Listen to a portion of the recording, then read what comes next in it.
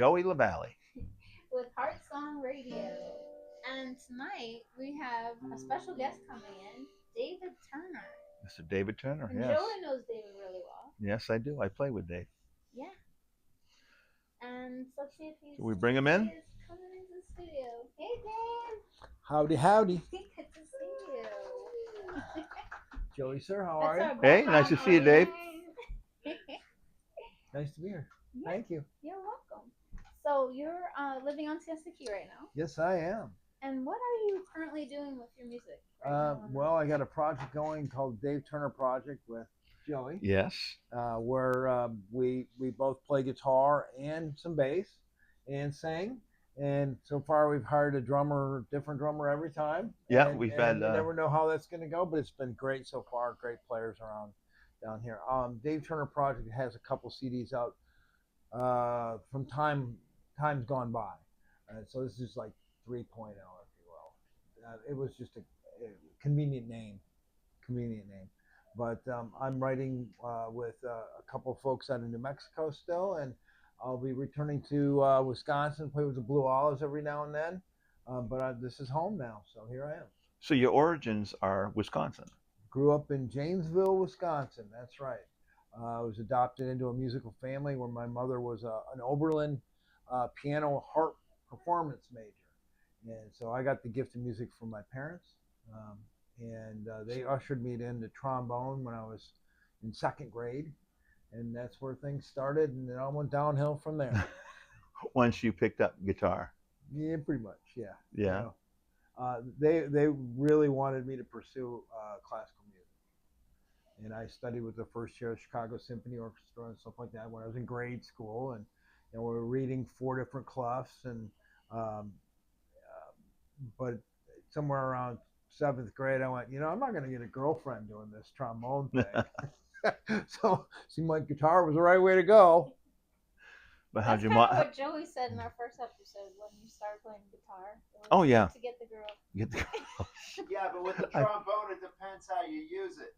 Wow. It's the embouchure that does it, my friend. The embouchure. It's all about the embouchure. So the olives, Blue Olives, got their start in Wisconsin. Yes. How did that come about? So I started a recording facility in '93, and we had kind of vowed that the other 2 studio players and I were not going to go play in bars anymore. We were settling down, getting married, having children, not to each other, obviously. So I decided to start a recording facility. And the 2 studio players that were with me all the time, we wrote jingles and everything else. That's where the Blue Olive started. It was just we packed up one night, went to a bar and played, and got into an interesting story where I had to figure out the name of the band, and I was fairly intoxicated and came up with the Blue Olives because of a George Carlin skit, and it stuck. And 20, 30, 25, 30 years later now, and it's worked for you. It's still there, and they're still playing. They have residency at the House of Blues, and I have carte blanche to come play whenever I want. Oh, wonderful! Kind of a cool gig. So you see them on occasion. Yeah, and it's a big band. It can be up to a 10-piece, which is really fun as a musician because you get to do things like stop and conduct. I'm a Zappa freak. I love Frank, and he'd stop and conduct, and so I would do the same. When I had a keyboard player who was, covering all the guitar parts half the time anyway. So to stop, let them do their thing, and then I just got to, play guitar when it was more gratifying. Wonderful. Now you have a connection in New Mexico. That's correct. I had retired from music, and I came here, bought a house, and immediately got an offer to go and start a company in New Mexico. So I went there and spent 9-10 years running a company called Organtica in the cannabis industry. And from there, I met a whole bunch of really cool musicians and had a band called Nothing But Groove. Kim Stone from Spyro Gyra, the Rippingtons, Mikey Wright, the voice, and he was a guitar tech for Pink, and Chuck Lucero, and a range of other players, but great guys, studio guys, and we just had fun playing. Where it was all gratuitous music where we didn't care. Wow. So we do 20-minute versions of a Miles Davis song. That's been fun. That was a lot of fun. That's a little short. Yeah, we'd go from um, Miles Davis into I don't know, "Sexy Motherfucker" from Prince, and then come back and do you know what I mean. So just take some faces. Now you still play with them occasionally, though, don't you? Occasionally. When you I'll go back and in visit. I'm going back in September. I'm playing with Mikey Wright in a benefit show on I don't know, 19th or something, like 22nd. I don't know, something like that. I haven't looked that far out in advance yet. But so yeah, I'm going back. I have 2 adult children that live there, so Okay. go back and see my boys and hang out a little bit, play some music. So it's kind of cool. So now the Dave Turner Project. Now, what started that? What? Originally, it was I write a piece of music every day. I just write. That's what my passion for music is, seated in writing music. So I go down to like the Sunset here and write a piece of music on a cheap little beach guitar, and I have about 48 of them, and that actually started way back when I was in the Blue Olives. I was writing the material, but you know how it is when you're writing with a whole band. You've got a lot of opinions, a lot of input. Right, and I right. just wanted to do my own thing a little bit, so I started actually recording Dave Turner Project based on me being a control freak, for lack of a better term. I wanted to do things the way I wanted them Right, done. have your own project, your own vision. I played a lot of the bass parts and the guitar parts and the keyboard parts, and just bring a drummer in and record things. Yeah. Okay. So yeah. So with me playing with you, are we going to do some of those originals?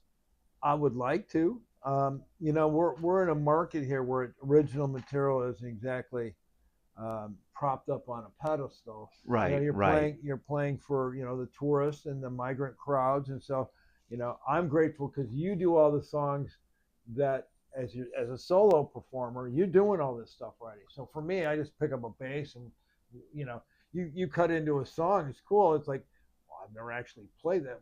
I played Margaritaville for the first time with you. And that's what's great on my end of it, that I can just throw you something and say, okay, Dave, you're it's working both ways. To be clear, I think it works both ways. Because I can throw stuff at you, and you're really good at picking through the bass thing. And it's been good in that we can go out of the box and come back, reel it back in. So when you can go somewhere musically and bring it back, it's very rewarding to me. Yes, absolutely. That explorative place, and then. Now I got to say, I consider you the bass player in the band.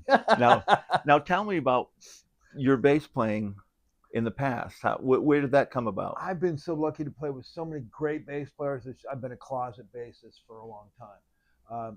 I did, when I retired from the Blue Olives, first time I went down to Victor Wooten's camp, spent some time down there with Victor and his brothers and Chuck Rainey, and ended up buying a Federa bass and learning a lot about a more Zen approach to music. I enjoy playing the bass a lot, so it's a wonderful outlet to play with you because I get to play my bass. I don't get to do that often. But Victor Wooten. Yeah, Victor Wooten, one of the greats. Probably the nicest human being in the music industry. He's very genuine. If you see his clips on Facebook and such, the advice he gives is great. His books are phenomenal. The music lesson. Everyone in the Blue Olives used to listen. We had the audio disc. We used to listen to it on the way to and from gigs. Sometimes not everyone wanted to listen to him, but that was you're in one vehicle, all for one. You got to do it. Yeah. So we learned how you learn the quotes that are you don't lose the groove to find a note. That's a Wootenism. Music is a language. It's how you communicate with somebody else. I remember about Victor Wooten. I heard him on an interview, and he was talking about B.B. King, and he was telling his students. He said B.B. King played 5 notes. He said he played the hell out of those 5 notes. He said, "Be like B.B. King." And remember, that was his advice in this particular seminar. It's his book is outline to all things music for him, and it's a kind of a Zen approach. So what is silence? What is the zero, the negative space? which is as important, if not more important, than the notes you're playing. Yes. So that one person in the back of the room who's got their back to you while you're playing on stage, and we all see them, right? You scope around and see what's going on, but there's always those people in the back of the room that somebody's got their back to you. How do you get that person to turn around and look at you while you're playing, without going, "Hey, you," or something, you know what I mean, like that? And 90% of the time or more, it's going to be silence. It's what you don't pedal play. tone up to something and cut it back. And The space in between. It's like a child who sleeps through noise. As soon as the noise stops, the child wakes up. So it's a very impactful book to me on the elements of music that aren't going to music school. It's not theory. It's not what a major third is. It's right. It's your tone, your approach, the vibe, the negative space, all those things. And all the important things you gain from experience actually out there doing it. Now I say all that, and I'm the first one to overplay. So, I've got that same illness. Yes. No. I'm going to argue with you on that. You and Thorson guys you're well thought through musicians. You're very calculated in how you approach things. I'm more of I'm wearing those guitar notes on my sleeve, and they're just going to purge. There's times where it's just going to come out and I'm going to play. If I can take somebody's face off, I'm gonna. Well, I mean that in the nicest way. But what I've got to say is, when I play with you, you have such a beautiful intensity that you can generate with your playing. That's very kind. Thank you. Which I think of Stevie Ray Vaughan. I think of wow. Jeff Healey. I think of that. Wow. That intensity that you can get on the guitar that I would like to be able to get, but we all do our own thing, I guess, right? No, I actually, this last time we played last weekend, just I saw you step it up a notch. I saw you actually take it a little further. Rubbing off on me. I heard you taking steps that way, and I'm like, oh, you go. That's because you were telling me before the gig that's what I need to do. And I'm working at it. Yeah, I thought it was great, man. Again, music and doing music is one thing. You can be a musician, but we're not just musicians. We're musicians if we're sitting here in a living room playing, and we're writing or doing something. Then we're a musician. But as soon as you take it out of this, you're an entertainer as much as you're a musician. Absolutely. And so for me, we've always called it the E value when we're hiring musicians. What E value do you bring to the band? If you're going to stand in the back and wait for your next solo, it's not very entertaining. The gentleman we played with this last weekend smiled through the whole gig and looked like he was having so much fun, and that's just contagious. Yeah, so he's entertaining by doing that. Blue Owls had a drummer who used to flip sticks up in the air, jump out of his seat, grab, come down on a cymbal, and that's why I can't hear. But it was very entertaining, and he was fun to watch. So again, hearing an E factor to me is important, and that's energy, showmanship, your banter. Between songs, changing songs up, mashing them together, doing, Yes, that's a very good point. Yes. And that's one thing I have struggled with the banter thing in between. I do recall you do very well at that, though. I do recall when I said, because I broke 3 strings in a matter of about 10 minutes. So Joey, say something. Saturday night. At the Scob. Yeah. Well, also, yes, we've been playing the Scob regularly with the Dave Turner Project. Going to expand that out. I'm reaching out to some other venues. Rumor has it, though, will be a pretty steady thing at Scob this coming year. That would be wonderful. We'll see if we can get ourselves through some other things. I'd love to do another open jam on an off night. I think those are really rewarding. And it gets you playing a lot together, too, which is hugely important. The more we explore chemistry, the better it will be and more entertaining it will be. Yes, I agree. Yes. Always. And it's Scob on Siesta Key Oyster Bar. Correct. Yeah. And when will it be? I think the next one's the 13th. The 13th of September, yes. So we got a little bit of time. I'm going to travel for a weekend and go play some music elsewhere. And then we'll come back and we'll pick it up. And we'll pick it back up. Hopefully by then we'll get some other stuff going on. And I'm starting to make friends. You know. Yeah, because you're still getting established Oh, in the area. very much so. Yeah. So if anybody's looking for a guitar player, no, I'm kidding. Hit us up because I like playing. Looking forward to playing a little with Thorson here coming Thursday at the Blase. Um, That'll be that'll be fun. That's also on Siesta Key, Yes, it is.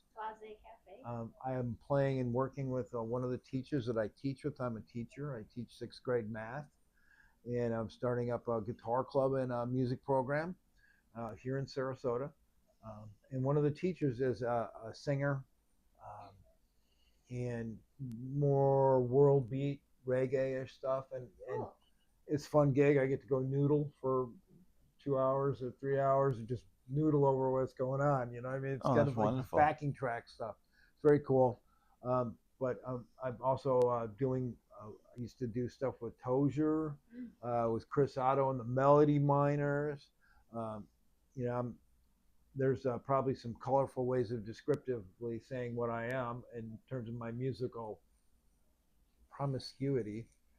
Um, but we'll leave it at that word.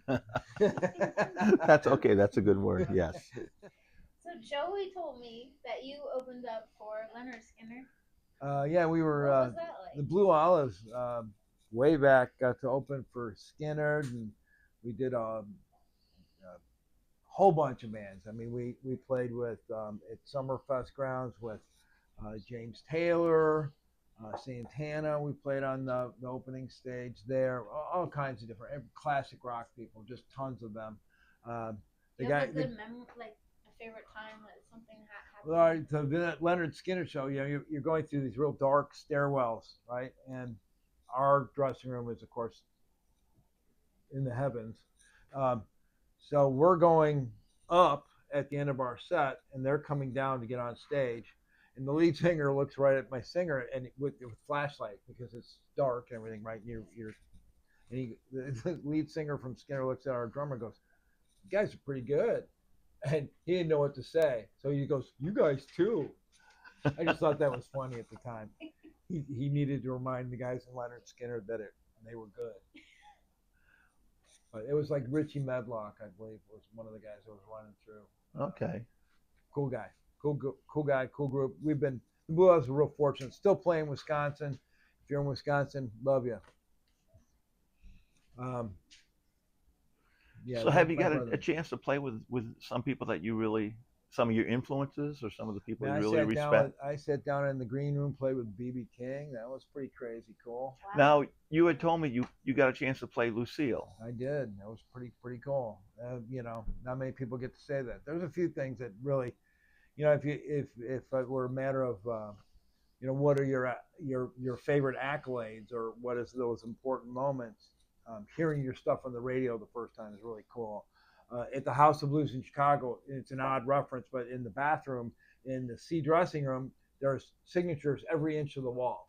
So you go in there to go to the bathroom, you look over and it's Keb Mo and Stevie Ray Vaughan and Steve Vai, and these are the names. You're sitting there going, well, I don't have to play. I've reached the pinnacle of my career. So there's all that, and you know, I've been very fortunate. I mean, not many people can say they made a living playing music for as long as I did it. So I take that one. If That's you wonderful. could travel back in time, what would be like the band that you would have loved to play with? And I missed the opportunity by about this much. But Frank Zappa has been one of my idols. I mean, I've idolized him forever. And I auditioned for a band. I was supposed to audition on Friday. They called me on Thursday and said, "We took the guy from last night. Sorry." I'm like, I didn't get to show up. I didn't get. And one of my best friends was the front house sound engineer for this band. They go out on the road, and within 2 weeks, they're in Michigan. And who walks into the hotel where they're playing? Frank's entire band, and they want to play with the band that's there. Oh wow! And I'm like, all right, somebody just shoot me now. I that was my shot right there, and I then, you know, so I never got to do it. But Frank's he's a musical genius in my mind. So Yeah. You know, not a lot of people get past the lyrical content, but if you dive deep into like his orchestral stuff or his jazz stuff or just his charts. If you're a true musician, look at the Black Page, man. Steve Vai got his gig transcribing Frank Zappa solos, and I Right. have that Right. book that Vi did it. I have the book, and it's crazy. If you're a reading musician, you've got a block of 30-second notes with five dot dot two over the top. So It's crazy. you're going to give it this odd reference of time on 30-second notes, which is like maybe it's even made up. I don't know. Mm-hmm. He just Mm-hmm. crammed all those notes into one phrase and it worked. So, but I'm a big Jeff Beck fan, a big Zappa fan. Um, in more modern terms, Jimmy Herring is one of my favorites from Aquarium Rescue Unit. He's a beast. Um, But you're also a great blues player. thank you. Seems like you have a lot of blues in you. Uh, you know, they say if you don't like the blues, you got a hole in your soul, and There you go. my soul's still intact apparently. So, um, depends who you ask, I suppose. You all Uh, want to play a blues tune together? Sure. Okay. cool, Sure. cool, Okay. How about key of G? great. Okay. I'll follow you.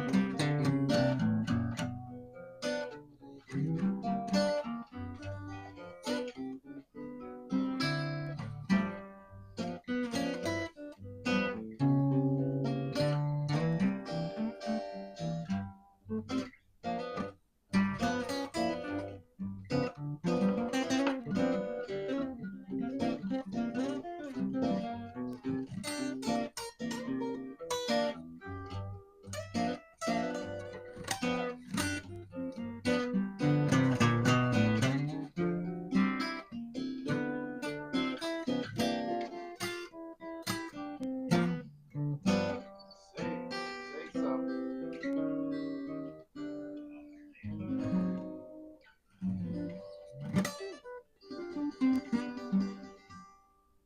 You want him to sing? I was trying to get him to sing. Would you like to sing one? Well, You can put anything over that. They've done that shit for years. Chicago ran that blues jam. yeah, we played a few. You did run a blues jam, Oh Chicago? gosh, Did you? it was in southern Wisconsin. We did a couple of them. Oh, I thought. Real long haul ones though were like Yeah. we did about a 10-year stretch with Oh wow. with one, and it became a really big deal. A bar had no music, turned into like one of the big music venues until ASCAP BMI came in and shut them down. Oh. But we had done that for a Yeah. long time, and we had guys coming from Chicago to sit in, traveling 2 hours to go to a jam, and that was very gratuitous as well. When cats of that talent show up with that kind of drive. Oh yeah. That's the biggest compliment. Yeah. I say when Then when somebody's, you're running a jam like that. I'm playing like TV themes, right? In the middle of songs, you start seeing some of these guys start doing that. All of a sudden, it's like, that was kind of cool, huh? All of a sudden, the Addams Family shows up in the middle of a blues song, or in this case, The Simpsons.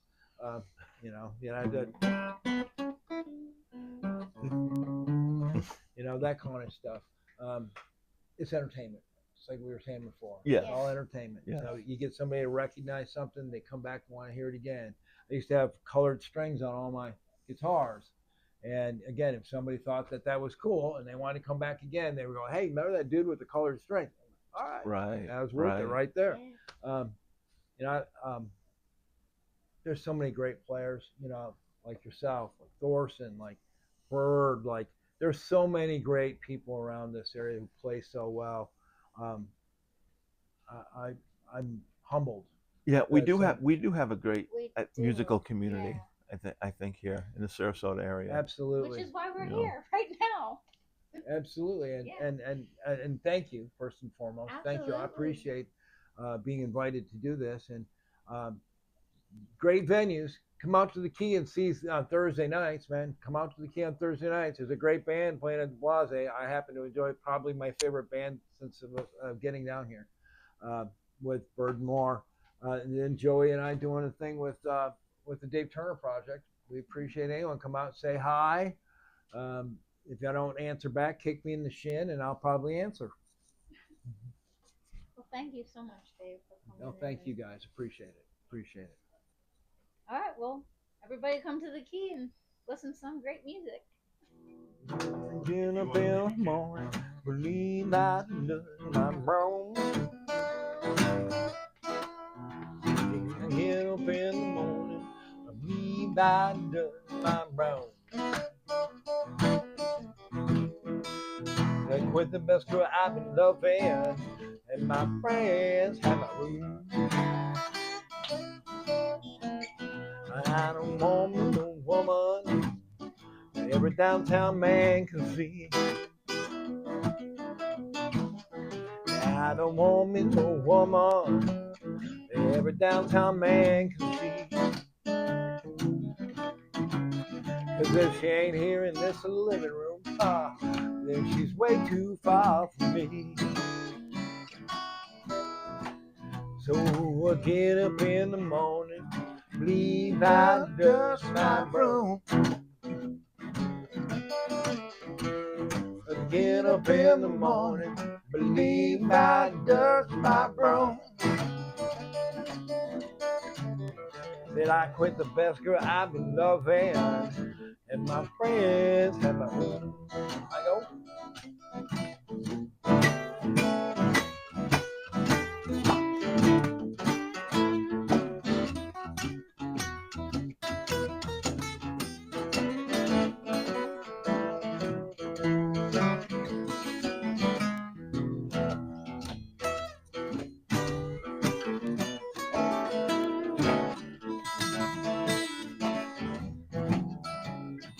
How about it?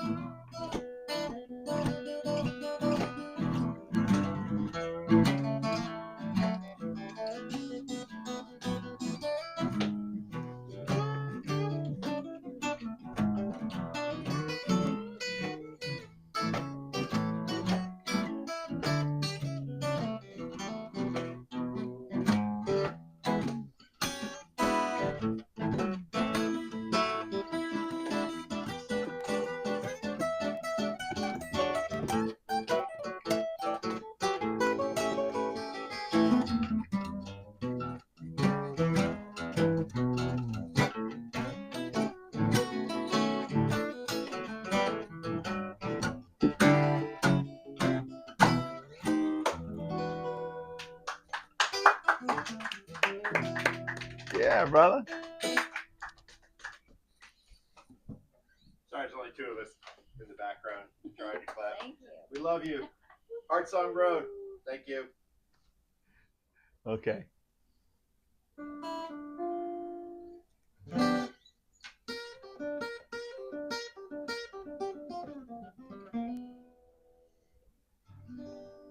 Well, that was nice having Dave Turner here, Joey. Yes, it was. What an awesome guest. He's done so much musically. Yes, like he you. has. Yeah.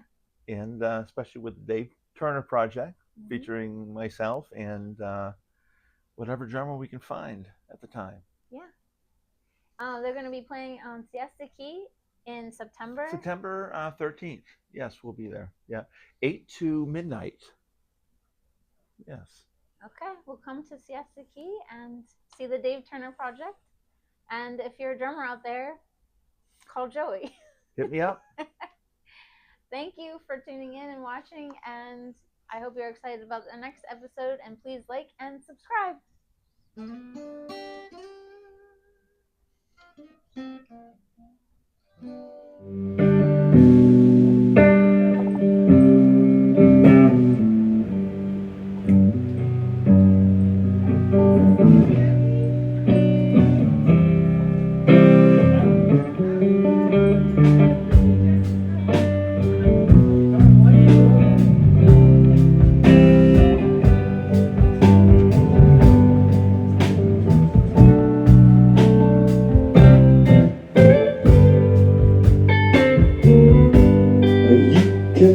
Mary,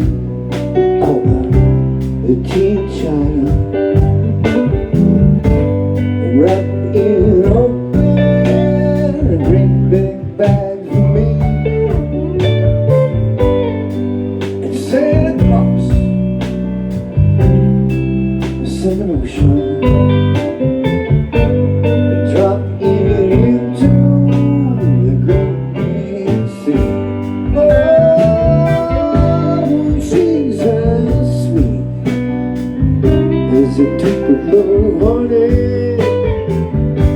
and she's an angel in the first degree. She's an angel. Well, she's as sweet as a Tupelo honey. Well, just like honey, right from the beat. You just can't stop us on this road to freedom. You just can't stop us, 'cause our eyes can see. Well, then a grand night met with the inside. Max in Armageddon, don't ship away. Oh, she's as sweet as a Tupelo honey, and she's an angel in the first degree. She's an angel. Well, she's as sweet as a Tupelo honey. We're just like honey, right from the earth.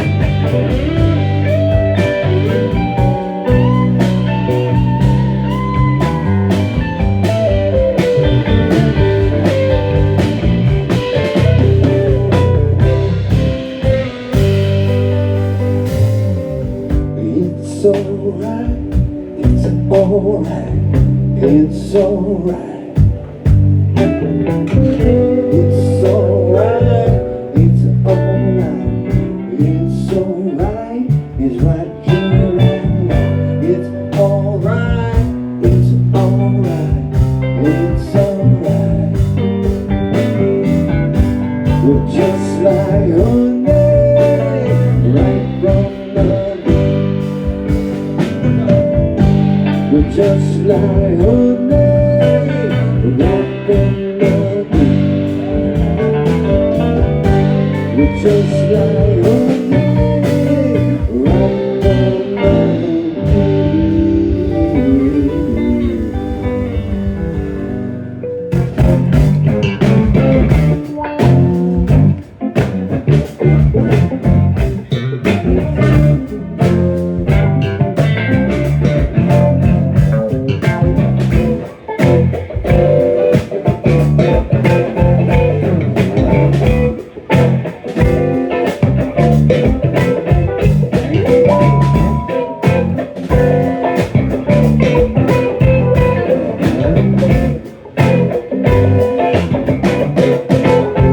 since you must put your voodoo on me,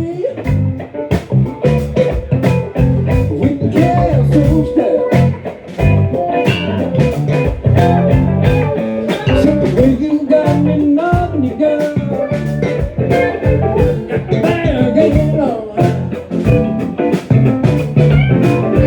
Since you must have been burning candles to make me love so strong. Sprinkled dust all around my bed like a black camo.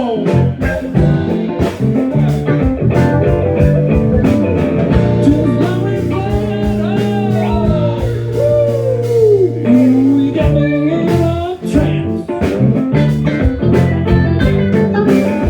Come and go right now. She can put the spell on me.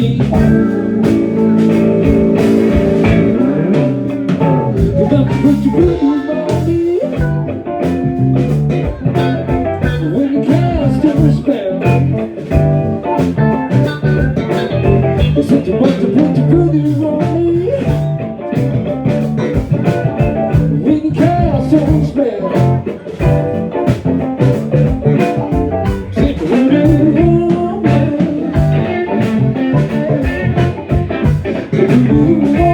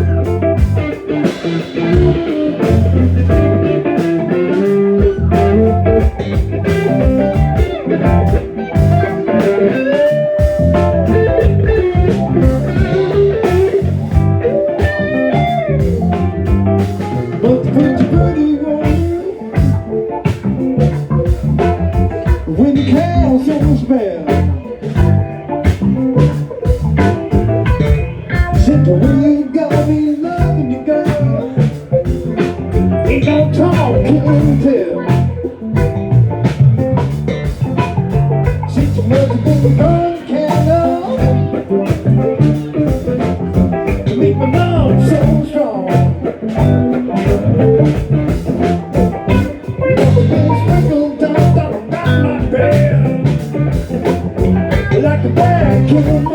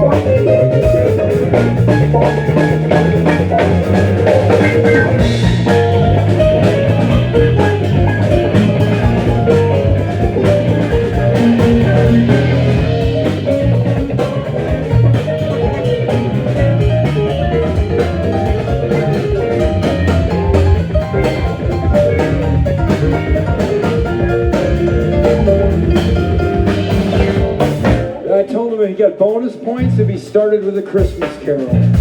Really? And I caught him. He was like, what do those points give you, Dave? bourbon. Oh shit, wait. I gotta get this guy to come up and play my guitar. Come on, come on. You can play mine too, that's alright. No, you can play mine. Come on.